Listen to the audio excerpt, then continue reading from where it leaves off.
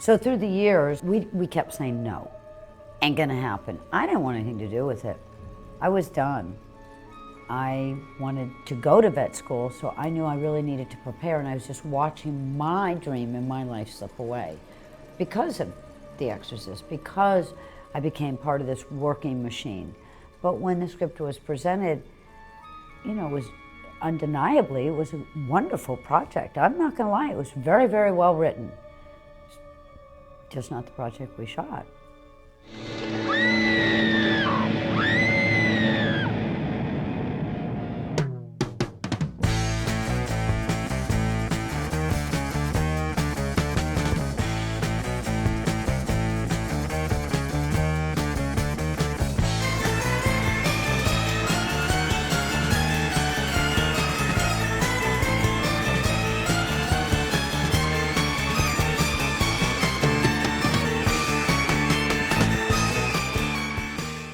When The Exorcist came out, and of course the novel had been this incredible phenomenon hit across the world.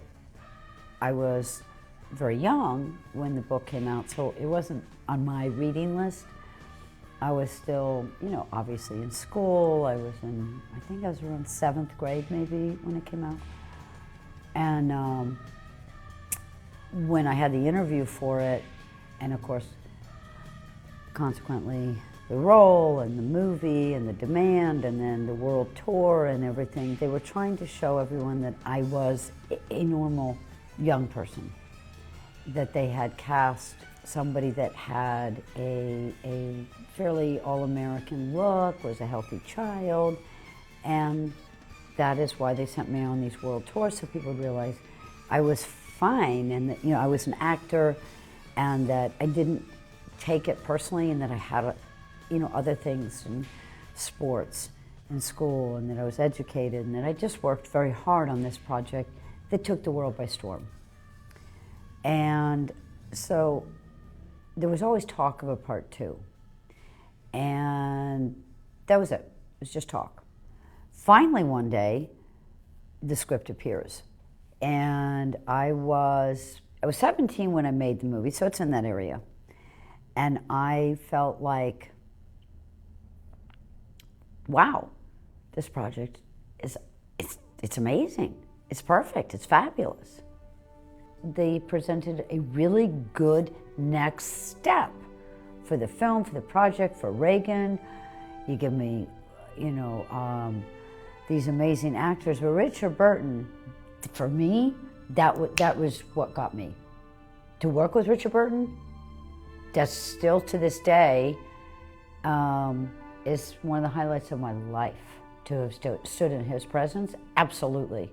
An actor to an actor, there is nothing else like standing in the presence of somebody that is so talented that there's only a few of us that get these opportunities.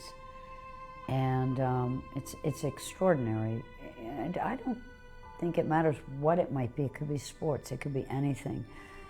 If you can learn from masters, you can be in their presence, take advantage of it, because you will learn an amazing resource that you'll carry through your life and always have, and that's a gift to the human spirit.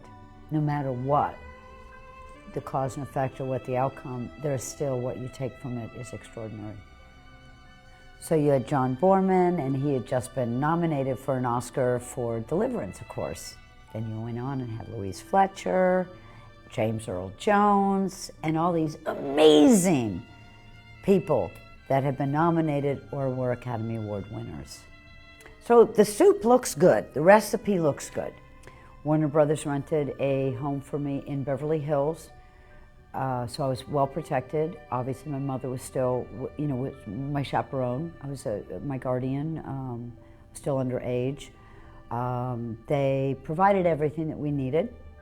So we start with the rehearsals, and what I really remember was just everybody trying to find their spots, you know, find the chemistries. But John Boorman wanted us to all be hypnotized. well, that's something for me that probably ain't gonna happen. And so that was that.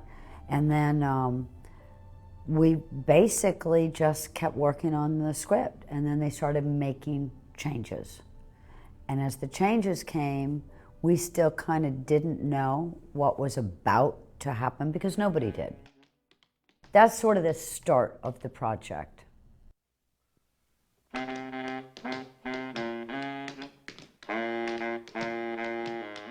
So John Boorman comes to me and he said, I think Regan should tap dance.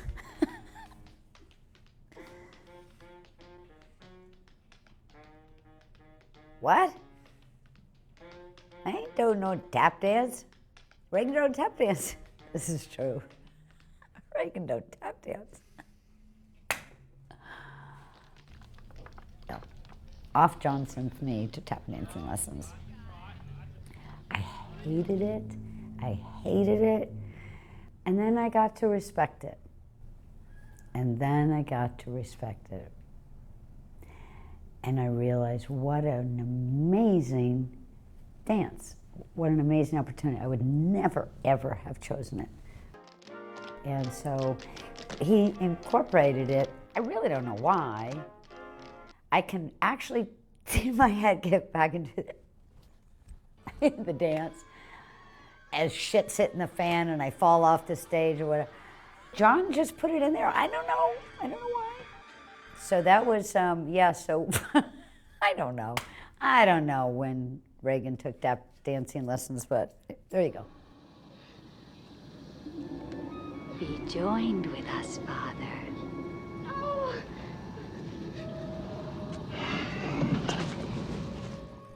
In the screenplay that was brought to me, the original part 2, and as I say, it was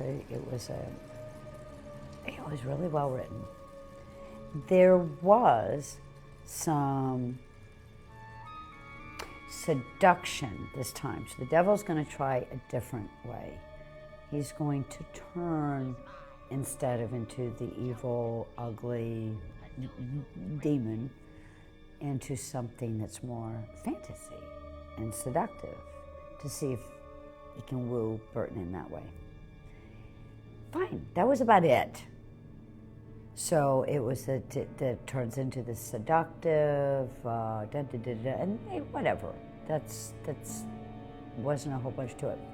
It was my makeup people, most amazing folks that Linda and Gary, who said, one morning, we have something to bring to your attention, and we don't know that you know.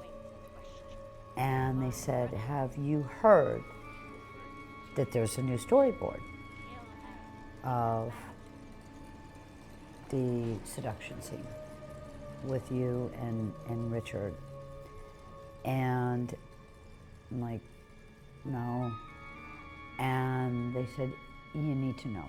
And it is going to be presented, but it's extremely offensive. So that's the gist of what I remember. And there may have been a little more detail in it, but that's, for me, it was never presented. But it was enough to upset me that I went to somebody and said, let me be perfectly clear, ain't gonna happen.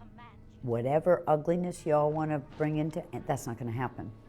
So what you see in the film with her turning into the seductive demon, so to speak, that's as far as we went. And it was very odd, I must say, when you got into it, and that was Richard Burton, and it's this whole seductive type of thing. I'm 17 years old, for God's sakes. It was not comfortable for me. A lot of things are not comfortable for actors, but we have to do certain things. And so, I'm not so sure he was comfortable with it either. It was weird. And that's what I remember, because you go from the respect and the admiration and wow, to having to all of a sudden entice into a whole different thing. That was weird for me. But I think we pulled it off okay. Father?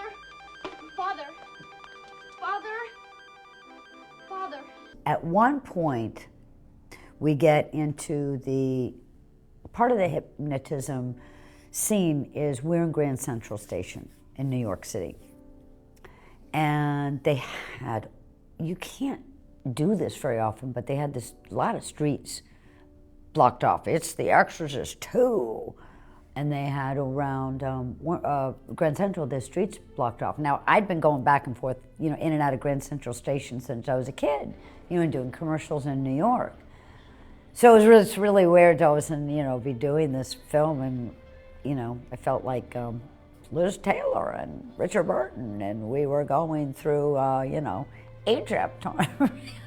Anyway. So we go through the scene and we get on the escalator and I'm like, Father, Father, can you hear me? Father, Father. Go down the escalator.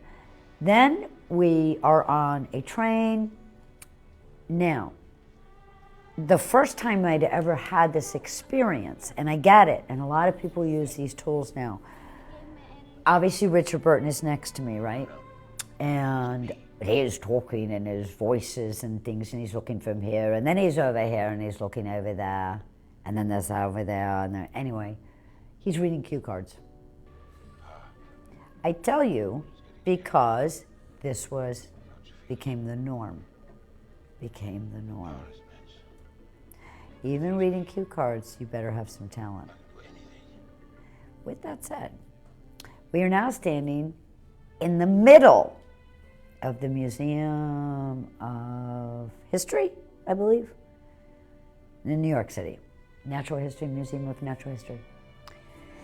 There's no place to put a cue card. There ain't nobody. We're in the museum. You can't do this, and we're kind of in the middle. So, not even thinking about that. I don't care how you get through your process and what you do. It was a little bit like, okay, it's just there's no attachment. There's no connection. So here's Richard Burton. Reagan comes up, albeit me, and I'm like, Father, Father, whatever my lines are. He looked into my eyes and he spoke.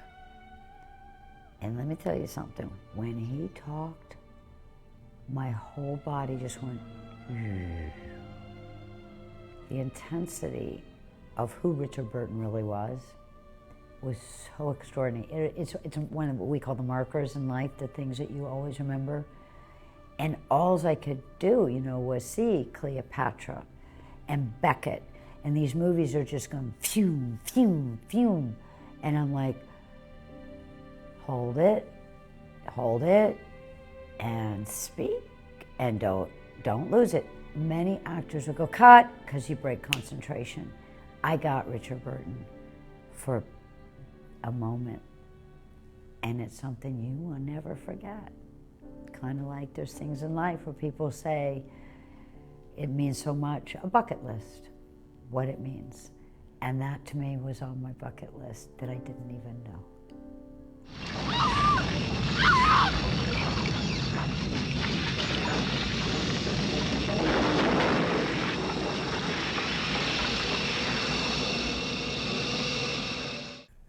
So in the beginning of time, there were locusts. I don't know anything about them, but they're sort of a cricket type of thing. They're not good. They're evil, and they fly, and they eat crops, so they're bad locusts. They brought the locusts on in the part 2, and in the beginning, and Richard Burton is down with I think a little African young fella. And there was this whole thing where, he takes out his lasso and he's, just doing the with his lasso, and then the locusts part, if I remember correctly. And so later on, when, we're going at it, Burton and I, with the exorcism or the devil and the thing and the stuff, and the locusts are coming and the house is shaking and the earthquake and the fires and God knows, everything the Bible said would happen is happening. And I don't know, I remember a locust stuck to my nostril and going, oh God, this is horrible. So I whipped out my lasso and I start lassoing away as Reagan in her little velvet jumpsuity thing.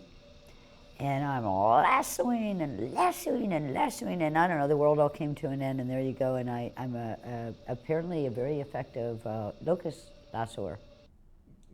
I have no idea why any of it happened, but that's my thoughts. 4 years ago, The Exorcist shocked the world. Now, the struggle between good and evil goes on. Exorcist 2, The Heretic.